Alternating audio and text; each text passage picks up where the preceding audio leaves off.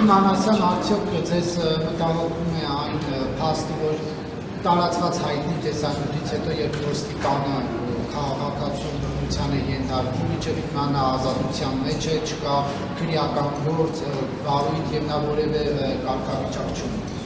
Բնականաբար դեպքը որպես այդպեսին մտահոգում է եւ նման ցանկացած դեպք է ինձ մտահոգում, անմիջապես տեսանյութի տարածումից հետո էլ ես եմ հանձնարարել աշխատակազմին անմիջապես ենք մենք ինքներս դիմել քրեական վարույթ նախաձեռնելու պահանջով իրավասու պետական մարմիններին այս փուլում չեմ կարող ասել որ հստակ վերջնական պաշտոնական տեղեկատվությունը ինքս ունեմ բայց գործով միանշանակ մենք էլ ենք հետևողական լինելու պարզապես կխնդրեմ նաև վարույթի արդեն իսկ նախաձեռնված լինել չլինելու հետ կապված իրավասու մարմիններից էլ տեղեկատվություն ստանալ միգուցե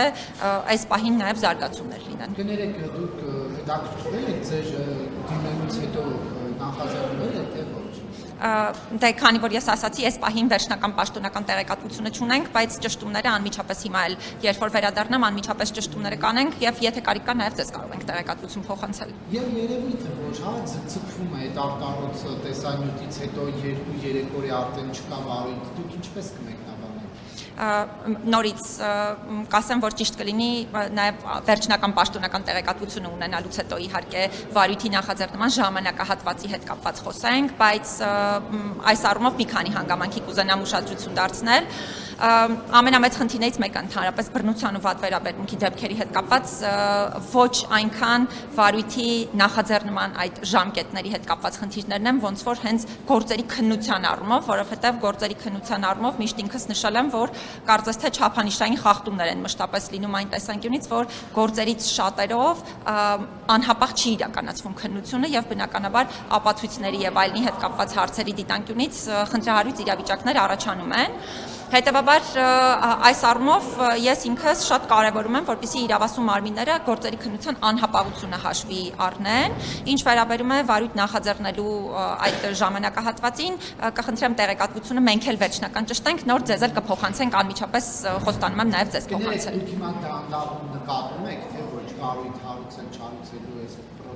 Իմ պատասխանը հենց դրան էր ուղղված, եթե թույլ տաք մի հատ ճշտենք այս փուլում, հա, նախաձեռնված է, թե նախաձեռնված չէ ու դրա հիման վրա ես կարողանամ ձեզ ավելի պատշաճ մեկնաբանություն տալ։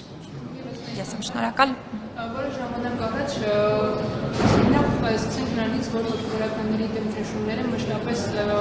լայն արձագանք են ստանում ու նրանց մասին մշտապես խոսվում է ու մասնավորապես Մասյացոտ թեմը հայտարարություններ տարածել սպառնալիքների ու ճնշումների մասին, ինչպես նաև հայտարարել էին, որ դիմել են մարդու իրավունքների պաշտպանին։ Որևէ քայլ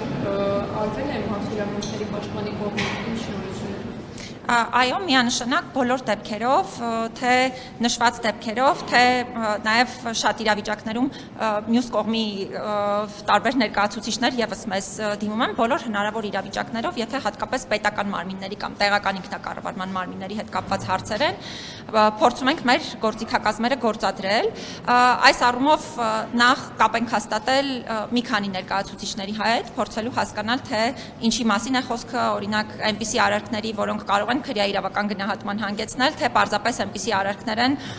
որոնք ըստ նկարագրության կարող են շատ ավելի տարբեր պաշտոնատար անձանց հետ կապված այլ հանգամանքների մասին վկայել եւ ըստ դրա նաեւ իրավասու մարմիններից պարզաբանումներ ենք պահանջել։ Այս փուլում դեռ ուսումնասիրությունն է ընթանում, դրանից հետո արդեն կփորձենք շատ ավելի մանրամասն խոսել, բայց այս մասով պիտի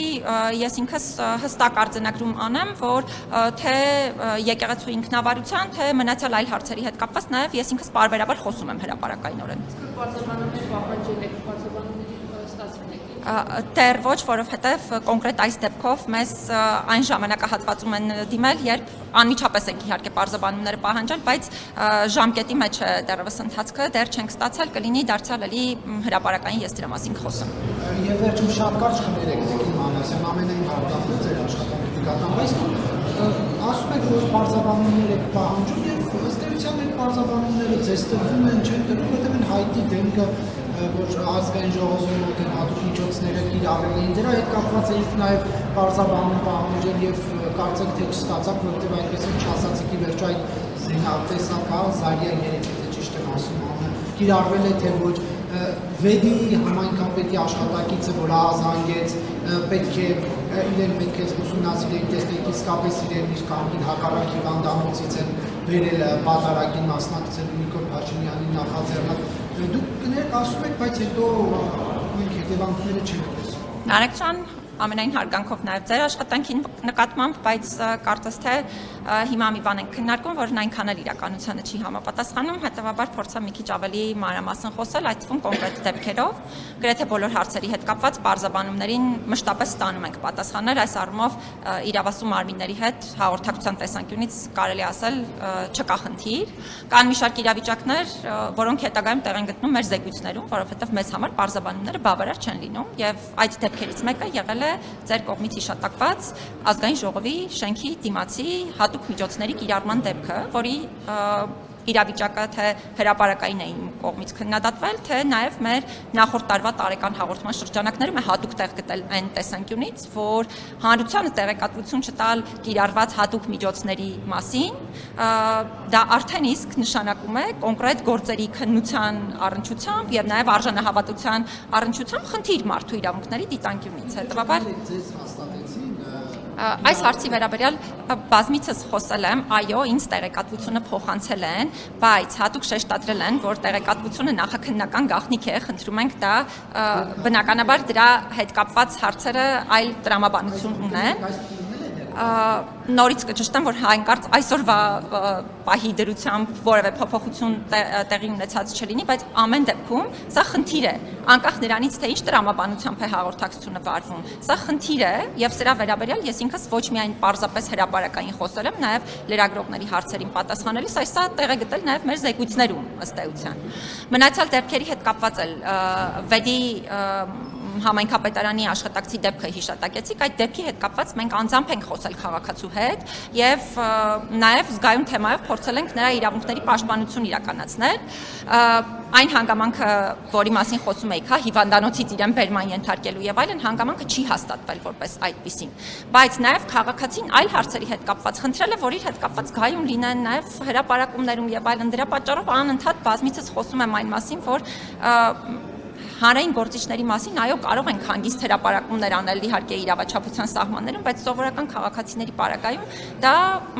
շատ դեպքերում խնդրահարույց է նաև նրանց նկատմամբ ազգայնությունը պահպանելու առումով։ Դրա համար այս դեպքում կոչ եմ անում պարզապես քաղաքացու հետ կապված այդ թվում հրապարակումները հնարավորինս զգայուն իրականացնել, բայց իր կողմից մեզ չի փոխանցվել այնպիսի տեղեկատվություն, որի հիման վրա մենք կարող էինք իրավունքի խախտման փաստ արձանագրել։ Տեսեք, մնացած դեպքերի պարագայում հնարավորություն ունենում ենք շատ իրավիճակներում։ Վերջերս այս ամիս ես միայն 2 խախտման որոշում եմ կայացրել։ Մեկը